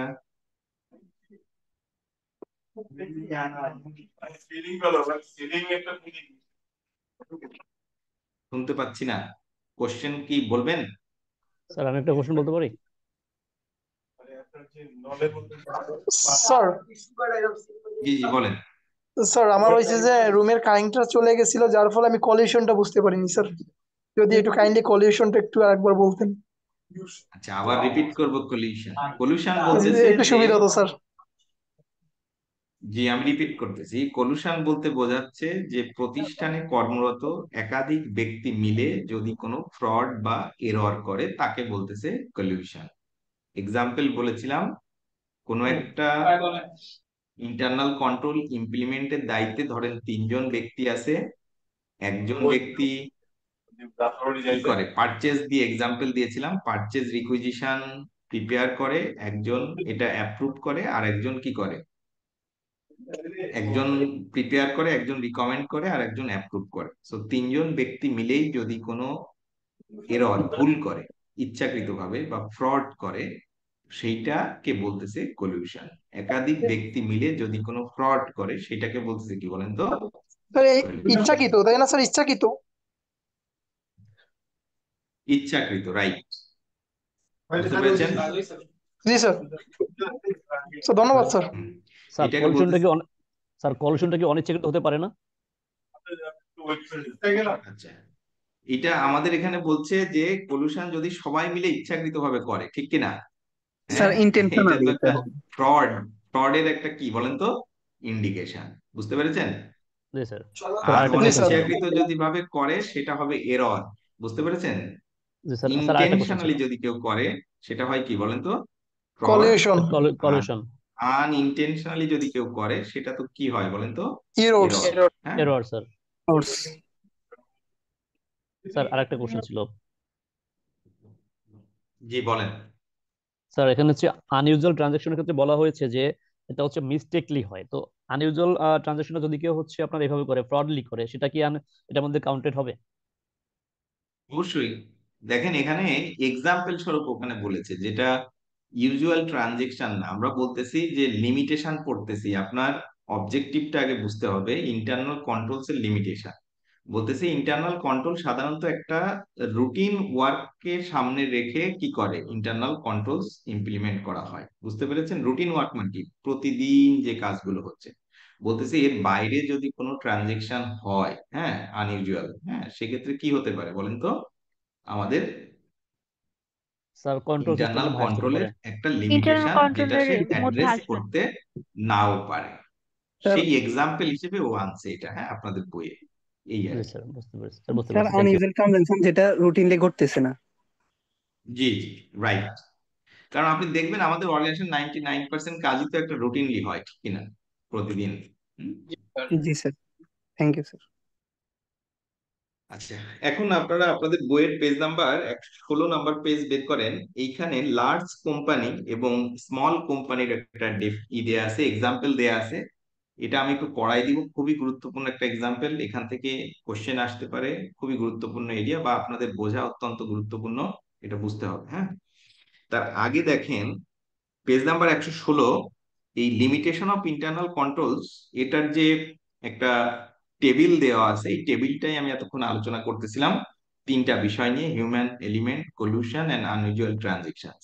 এর নিচে দেখেন বলছে স্মল কোম্পানির কথা বলেছে, ছোট ছোট যে সমস্ত কোম্পানি আছে, বলছে may have particular problems in implementing effective internal control system. This is largely because of human element discussed above. ওই যে উপরে হিউম্যান এলিমেন্টের কথা আমরা বলতেছিলাম, যে হিউম্যান এলিমেন্ট যদি, হিউম্যান যারা আছে, হ্যাঁ, আপনার এমপ্লয়ি যারা আছে, তারা যদি ভুল করে, মিস্টেক করে, সেইটার কথা বলতেছিলাম, একটা একটা লিমিটেশন। এর বাইরে এই হিউম্যান এলিমেন্ট নিয়ে অর্গানাইজেশনেরও একটা লিমিটেশনের কথা বলেছে। বলতেছে যদি ছোট্ট কোম্পানি হয়, স্মল কোম্পানি হয়, তারা আসলে একাধিক ব্যক্তি, হিউম্যান, কি বলেন তো, হায়ার নাও করতে পারে। তার করতে একটা পারে না। লিমিটেশন না? বুঝতে পেরেছেন? তো বলতেছে যে ছোট কোম্পানির জন্য এই হিউম্যান এলিমেন্ট যদি না থাকে, তাহলে ইন্টারনাল কন্ট্রোলস গুলো সঠিকভাবে ইমপ্লিমেন্ট করা অনেক সময় কি হয় না, সম্ভব হয় না। এখন আমরা তিনটা সেপারেট ইন্টারনাল কন্ট্রোলস আলোচনা করব, চ্যাপ্টার 6, চ্যাপ্টার 7 এবং চ্যাপ্টার 8-এ। তখন আপনারা দেখতে পারবেন যে একটা ইন্টারনাল কন্ট্রোলসে একাধিক ব্যক্তি যুক্ত থাকে, জড়িত থাকে। সো স্মল কোম্পানি যারা, তারা যদি একাধিক ব্যক্তি হায়ার করতে না পারে, তাহলে একজন ব্যক্তি তো সবকিছুই করবে, ঠিক কিনা? একটু আগে এক্সাম্পল দিয়েছিলাম যে একটা ট্রানজেকশন কেউ রিকমেন্ড করতেছে, কেউ অ্যাপ্রুভ করতেছে, তাই না? আর কেউ একজন প্রিপেয়ার করতেছে, মানে তিনজন ব্যক্তি জড়িত। তো স্মল কোম্পানি যদি তিনজন ব্যক্তি হায়ার করতে না পারে, তার তো ক্যাপাসিটি থাকতে হবে, হ্যাঁ। সো একজন ব্যক্তি সব কাজ করতেছে, সে একজন একজন ব্যক্তি পারচেজ রিকুইজিশন প্রিপেয়ার করতেছে, সেই রিকমেন্ড করতেছে, সেই অ্যাপ্রুভ করতেছে, সেই কিনতেছে, ঠিক কিনা? তাহলে এটা একটা লিমিটেশন কিনা? হ্যাঁ, এটা এই জন্য বলতেছে স্মল কোম্পানির জন্য এই হিউম্যান রিসোর্স, একাধিক হিউম্যান রিসোর্স হায়ার তারা করতে পারতেছে না, এটাও তাদের জন্য একটা কি বলেন তো লিমিটেশন। ইনভলভিং এ ওকে, তার small company generally have fewer employees than large companies. বলছে লার্জ অর্গানাইজেশন যেগুলো আছে তাদের অনেক এমপ্লয়ি থাকে, কিন্তু স্মল কোম্পানির ক্ষেত্রে তারা কি বলেন তো খুব কম সংখ্যক লোক তাদের থাকে আর কি। Meaning that there are fewer people to involve in the internal control system. এই যে কথাগুলো আলোচনা করলো এর উপর ভিত্তি করেই একটা এক্সাম্পল নিচে দিয়েছে, দেখেন পেজ নাম্বার 116-তে লার্জ কোম্পানি এবং স্মল কোম্পানির এক্সাম্পল। এক্সাম্পলটা আমি আপনাদের সাথে এখন আলোচনা করব।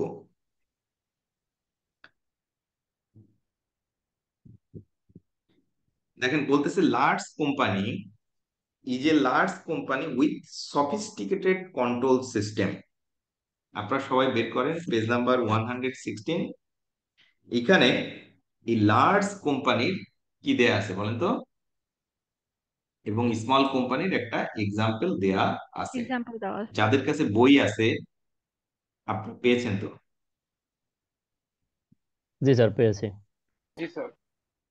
এখানে দেখেন বলতেছে large company is a large company with sophisticated control system. বলছে লার্জ কোম্পানি তাদের সফিস্টিকেটেড কন্ট্রোল সিস্টেম তারা কি করছে বলেন তো ইমপ্লিমেন্ট করেছে, ইন্টারনাল কন্ট্রোল তারা ইমপ্লিমেন্ট করেছে। In respect of purchase of ordering, তারা এক্সাম্পলে চলে আসছে পারচেজ অর্ডার দেওয়ার ক্ষেত্রে কি করে, an order is raised by a member of the purchase team. Purchase টিমের কোনো একজন ব্যক্তি, কোনো একজন এমপ্লয়ি অর্ডার ফর্মটা রেইজ করে, অর্থাৎ অর্ডার ফর্মটা প্রিপেয়ার করে। who all have preset limits of price they are allowed to order up to on the basis of requisition from the relevant department signed by the department manager. বলতেছে large company তাদের একটা sophisticated internal control system আছে। এই internal control সিস্টেমের একটা বলতেছে purchase. এই পারচেজে বলতেছে পারচেজ ডিপার্টমেন্টের একজন এমপ্লয়ি পারচেজ অর্ডার ফর্মটা প্রিপেয়ার করে। কিসের উপর ভিত্তি করে প্রিপেয়ার করে বলেছে, যে ইউজার ডিপার্টমেন্ট অর্থাৎ যে ডিপার্টমেন্টের প্রয়োজন প্রোডাক্ট অথবা সার্ভিসের, ওই ডিপার্টমেন্ট থেকে যদি রিকুইজিশন পায়, সেই রিকুইজিশনটা ওই ডিপার্টমেন্টের যে হেড দায়িত্বে আছে, হ্যাঁ ডিপার্টমেন্ট ম্যানেজার, সে কি করবে, সে অ্যাপ্রুভ করবে। এই রিকুইজিশন যদি পায় তার উপর ভিত্তি করে সে কি করবে, পারচেজ রিকুইজিশনটা রেইজ করবে। ধরেন আপনি সেলস ডিপার্টমেন্টে আছেন বা অ্যাকাউন্টস ডিপার্টমেন্টে আছেন, আপনার একটা ল্যাপটপ কেনার প্রয়োজন। তো এটা যদি পারচেজ করতে হয়, আপনি তো ইউজার, আপনি একটা রিকুইজিশন রেডি করবেন।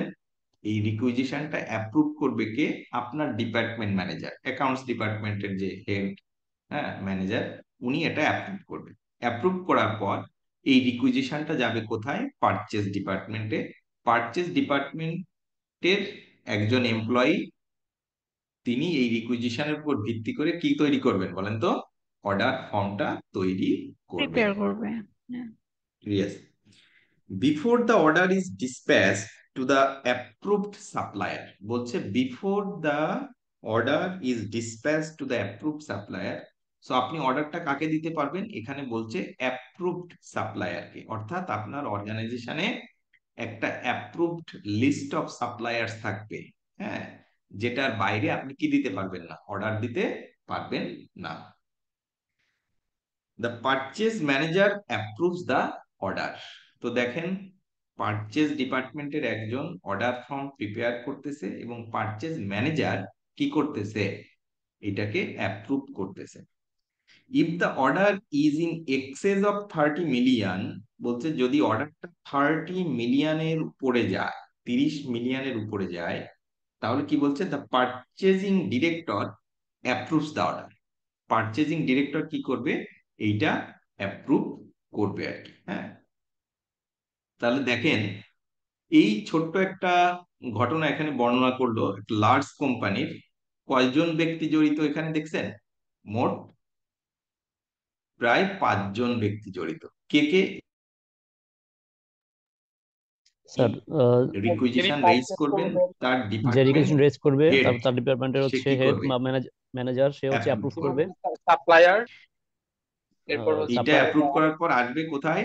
অ্যাকাউন্টস সাপ্লায়ারের ডিপার্টমেন্ট, কাছে। সরি পারচেজ ডিপার্টমেন্টে। পারচেজ ডিপার্টমেন্টের যে অর্ডার ফর্ম প্রিপারেশনের দায়িত্বে আছে সে অর্ডার ফর্মটা প্রিপেয়ার করবে। অর্ডার ফর্ম প্রিপেয়ার করার পর ম্যানেজার যদি পার্চেস 30 মিলিয়নের নিচে হয় তিনি অ্যাপ্রুভ করবেন, যদি উপরে যায় তাহলে পারচেজ ডিরেক্টর এটা কি করবে বলেন তো? অ্যাপ্রুভ অ্যাপ্রুভ করবে। করবে। তাহলে লার্জ কোম্পানিতে একাধিক ব্যক্তি জড়িত একটা ইন্টারনাল কন্ট্রোল ইমপ্লিমেন্ট করার দায়িত্বে। এটা একটা লার্জ কোম্পানির কথা বললো। এবার দেখেন বলছে একটা স্মল কোম্পানির কথা। স্মল কোম্পানির কথা কি বলছে? বলছে small company is a small company with limited control system. Small কোম্পানির কথা বলতেছে। এই স্মল কোম্পানি তারা কি করবে, তাদের কন্ট্রোলটা খুবই লিমিটেড। হ্যাঁ, when the stores manager needs the stores replacing the ring replacing the ring replacing, he rings the approved supplier and orders the goods। বলছে when the store manager needs the stores replacing, যদি কোনো প্রয়োজন হয় সে কি করে, সে সাপ্লায়ারকে phone দেয় এবং order place করে। The annual cost of purchase is 7 million. তাহলে দেখেন এখানে একজন ব্যক্তি সব কাজ করতেছে, কিন্তু লার্জ কোম্পানিতে মোট কয়জন ব্যক্তি ছিল? 5জন ব্যক্তি। আর স্মল কোম্পানিতে কয়জন বলেন তো? দুইজন, একজন। ওয়ান, একজন ব্যক্তি। হ্যাঁ, একজন ব্যক্তি। তো এটা একটা লিমিটেশন কি লিমিটেশন না, কি মনে হয় আপনার? Of course limitation. লিমিটেশন। দেখেন বলছে you can see that in the second scenario there are far fewer people. আপনি সেকেন্ড সিনারিওতে দেখেন বলতেছে খুবই কম সংখ্যক লোক, ইনডিড জাস্ট ওয়ান। কয়জন বলেন তো? একজন। Compared with a minimum of 4 at large company. Large কোম্পানিতে কয়জন ছিল? 4জন। আপনাদের এখানে কয়জন বলেন তো? স্মল কোম্পানিতে একজন। involved in transaction. If one of the people at large company made a mistake with the order, বলছে if one people of a large company made a mistake with the order, যদি large কোম্পানির একজন ভুল করে, then another member of the team might pick it up। অন্য member কি করবে বলেন তো? এটা পিক করবে। another member pick it up, অন্য মেম্বার এটা পিক করতে পারবে। But if the stores manager makes a mistake at a small company, there is not another team member correct the mistake। বলছে স্মল কোম্পানিতে যদি একজন ব্যক্তি, তো তিনি যদি কোনো মিস্টেক করেন তাহলে এই ভুল ধরা পড়ার সম্ভাবনা কি বলেন তো? থাকবেই না, তাই না? অন্য কোনো ব্যক্তি নাই যিনি এটা কি করে দেবেন ভুলটা বলেন তো? ভুলই থেকে যাবে। ভুল ধরে সেক্ষেত্রে দেবেন, ভুলটা ভুলই তাই থেকে না? যাবে। ওকে। Small company has a control in that it uses an approved supplier who might query an unusual order। বলতেছে যে স্মল কোম্পানিতে একটা কন্ট্রোল আছে যে তারা অর্ডারটা দেবে অ্যাপ্রুভড সাপ্লায়ারকে। বুঝতে পেরেছেন? মিস্টেক, তাই তো। But in the internal control in relation to purchasing is weak due to lack of staff member. কিন্তু তাদের টোটাল ইন্টারনাল কন্ট্রোল সিস্টেমটাই পারচেজের ক্ষেত্রে খুবই উইক। ডিউ টু কি বলেন তো? হিউম্যান এলিমেন্টের কারণে, তাই না? জি স্যার। একজন, almost one. Bear in mind also that although the sums of money discussed in two scenarios are very different, the materiality of those sums to the business themselves might be comparable। বলছে যে দুটো এক্সাম্পলে দুটো ভিন্ন amount নিয়ে আলোচনা করা হয়েছে, একটা 30 মিলিয়ন আর একটা হলো 7 মিলিয়ন। বাট যদি আপনি ম্যাটেরিয়ালিটির কথা চিন্তা করেন দুটো অর্গানাইজেশনের, তাহলে স্মল কোম্পানির জন্য 7 মিলিয়ন কি ম্যাটেরিয়াল না? Material sir. Sir material. Material. সেটা বলতেছি।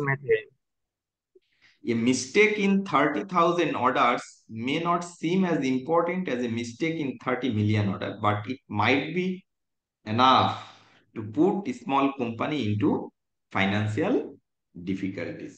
বলতেছে যে এটা স্মল কোম্পানিতে যদি কোনো মিস্টেক হয় ইভেন 30,000 টাকা 7 মিলিয়নে, সেটা কি করতে পারে? ফিনান্সিয়াল এটা ডিসিশন। এই প্রতিষ্ঠানকে ফাইন্যান্সিয়াল ডিফিকাল্টিজে ফেলে দিতে পারে। আমরা দেখলাম এক্সাম্পলটা একটা লার্জ কোম্পানি এবং একটা স্মল কোম্পানির ক্ষেত্রে, এই তো। Yes sir. তো আমরা আমাদের যে 3টা টপিকস আলোচনা করেছে চ্যাপ্টার 5-এ, তার প্রথম টপিকটা ছিল হোয়াট ইজ ইন্টারনাল কন্ট্রোল 1, তাই না? মনে আছে আপনাদের? প্রথমেই বলেছিলাম 111 নম্বর পেজে 3টা টপিকসের, তাই না? তো আমরা কি কি বিষয়ে আলোচনা করলাম আপনাদের সাথে? ইন্টারনাল কন্ট্রোলের ডেফিনেশনটা আলোচনা করেছি, এটা কোন স্ট্যান্ডার্ড থেকে এসেছে, ইন্টারন্যাশনাল স্ট্যান্ডার্ডস অন অডিটিং, সেটা আমরা বলেছি। দো চার্জ উইথ গভর্নেন্স এর ডেফিনেশনটা পড়ার চেষ্টা করেছি। তারপর একটা এক্সাম্পল ছিল কোম্পানির অবজেক্টিভ নিয়ে, সেটা আপনাদের সাথে আমরা আলোচনা করেছি। এরপর আলোচনা করেছি রিজন ফর ইন্টারনাল কন্ট্রোল, কেন ইন্টারনাল কন্ট্রোলস ইমপ্লিমেন্ট করতে হবে। এই রিলেটেড একটা এক্সাম্পল ছিল ফেয়ার ফুড কোম্পানির এক্সাম্পলটা নিয়ে আমি আলোচনা করেছি। নেক্সট 1.3-তে ছিল ইন্টারনাল কন্ট্রোলস এর লিমিটেশন গুলো কি কি, আমি ইন্টারনাল কন্ট্রোলস লিমিটেশন গুলো নিয়ে আপনাদের সাথে আলোচনা করেছি। এবং এই ইন্টারনাল কন্ট্রোল লিমিটেশনস রিলেটেড আরেকটা এক্সাম্পল ছিল, এক্সাম্পলটা নিয়ে আপনাদের সাথে আলোচনা করলাম লার্জ কোম্পানি এবং স্মল কোম্পানি। অর্থাৎ পেজ নাম্বার 115, 116 এবং 117 এর উপরের অংশ, অর্থাৎ যতগুলো টপিকস ছিল এখানে, প্রত্যেকটা টপিকসে আমি আপনাদের সাথে আলোচনা করেছি, ঠিক কিনা? জি স্যার। স্যার একটা কোশ্চেন। এখন আমি যেভাবে পড়াই সেভাবে আপনাদের সাথে আলোচনা করতেছি, এই জন্য আমার একটু সময় বেশি লাগে। হ্যাঁ, প্রত্যেকটা টপিকস আলোচনা করতেছি। আপনাদের কোনো সাজেশন আছে কিনা? আমি কি এইভাবে আলোচনা করব প্রত্যেকটা বিষয় নাকি? Sir this is the perfect time sir. Sir এভাবে আলোচনা করেন স্যার। জি স্যার, এইভাবে আলোচনা করলে আমাদের সুবিধা হবে। জি স্যার, এভাবে আলোচনা করলে ভালো। ঠিক আছে, ঠিক আছে। স্যার একটা কোশ্চেন ছিল স্যার। জি বলেন। স্যার একটা কোশ্চেন ছিল। জি বলেন প্লিজ। স্যার আমরা যে লার্জ কোম্পানি এবং স্মল কোম্পানির যে ইটা করছি, এক্সাম্পলটা করছি স্যার, এটার সাথে এসওডি সম্পর্ক কতটুকু sir? Segregation of duties. G sir, segregation of এটার মধ্যে পড়ে? Duties, SOD. আচ্ছা, এই এসওডি নিয়ে, সেগ্রিগেশন অফ ডিউটিস আমরা একটু পরেই আলোচনা করতাম, আমার সেকেন্ড টপিকসে আছে। তারপরে আপনি যেহেতু আলোচনা করেছেন, সেগ্রিগেশন অফ ডিউটিসটা কি? সেগ্রিগেশন অফ ডিউটিস বলতে বোঝাচ্ছে একটা প্রসেসে একাধিক ব্যক্তি যদি যুক্ত থাকে, তাই না? একে বলতেছে সেগ্রিগেশন অফ ডিউটিস, তাই না? একজন ব্যক্তি প্রিপেয়ার করতেছে, কেউ একজন রিভিউ করতেছে, কেউ একজন অ্যাপ্রুভ করতেছে, এই তো একটা প্রসেস। এটাকে বলতেছে সেগ্রিগেশন অফ ডিউটি, একাধিক ব্যক্তি যদি একই প্রসেসে যুক্ত থাকে। তো আপনি যে কোশ্চেন করেছেন লার্জ কোম্পানির ক্ষেত্রে, দেখেন সেগ্রিগেশন অফ ডিউটিজ আছে, একাধিক ব্যক্তি এটা কি করতেছে, ইমপ্লিমেন্ট করতেছে। কিন্তু স্মল কোম্পানির ক্ষেত্রে সেগ্রিগেশন অফ ডিউটিস কি আছে? নেই, তাই না? এইটা আমাদের একটা কি বলেন তো, লিমিটেশন, ঠিক কিনা? জি স্যার। যে কোশ্চেন করেছেন আনসার পেয়েছেন? জি স্যার, পেয়েছি স্যার। আচ্ছা, ওকে। তো ভাই আমার আজকে ক্লাস কয়টা পর্যন্ত ছিল? 5:15, ঠিক কিনা? জি স্যার। হ্যাঁ। স্যার। আমি কি স্যার 5:15 পর্যন্ত ক্লাস ছিল, তাই তো? তো 5:15 প্রায়। তো আমরা কি একটু বেশি সময় নিব না ক্লাস আজকে শেষ করব? কি মনে হয়? স্যার নামাজ পড়তে হবে। আচ্ছা ঠিক আছে। স্যার আজকে আর না। স্যার একটা প্রশ্ন ছিল। জি, আপনি কোশ্চেনটা একটু যেহেতু সবাই বলতেছে আমাদের ক্লাস না টাইম স্যার, অলরেডি এটা শেষ। হ্যাঁ, স্যার এটা এটা বলতে চাইছিলাম যে আপনি কয়টা চ্যাপ্টার কভার করবেন, এটা বলতে চাইছিলাম, মানে কোন কোন চ্যাপ্টার গুলো কভার করবেন। স্যার এটা আচ্ছা আমি ফার্স্টেই তো বলে দিতে। জি জি আমি প্রথমেই আমি আসলে বলেছি আমি ডিসকানেক্ট চ্যাপ্টার হয়ে 5 গেছিলাম, ওই থেকে জন্য 9, শুনতে পারিনি। চ্যাপ্টার 5 থেকে 9 এবং 14 থেকে 16 এই চ্যাপ্টার গুলো আলোচনা করি। হ্যাঁ, মোট 8টা চ্যাপ্টার আলোচনা করব। 5 থেকে 9 এবং 14 থেকে 16, 5, 6, 7, 8, 9, 14, 15, 16 মোট 8টা চ্যাপ্টার আমি আলোচনা করি। বুঝতে পেরেছেন? মোট 8টা স্যার। 8টা চ্যাপ্টার। হ্যাঁ, এবং এর একদম শেষে রিভিউ ক্লাস থাকবে আমার। আপনারা তখন যে কোনো চ্যাপ্টার থেকেই যদি আপনাদের কোনো কোশ্চেন থাকে, কনফিউশন থাকে, আমাকে কোশ্চেন করলে হবে, আমি আনসার দিই। হ্যাঁ, রিভিউ ক্লাসগুলোতে। ঠিক আছে? Okay sir. Thank you sir. আসসালামু আলাইকুম স্যার নমস্কার। ঠিক আছে, তাহলে আমাদের স্যার টাইম তো আসসালামু শেষ, আলাইকুম। আমরা আজকে এখানে শেষ করি। হ্যাঁ, আসসালামু সুস্থ আলাইকুম স্যার। থাকবেন, জি স্যার। ভালো থাকবেন। স্যার আদাব স্যার। আসসালামু আলাইকুম। নমস্কার sir, thank you sir. Sir নমস্কার। নমস্কার স্যার। ওয়ালাইকুম স্যার।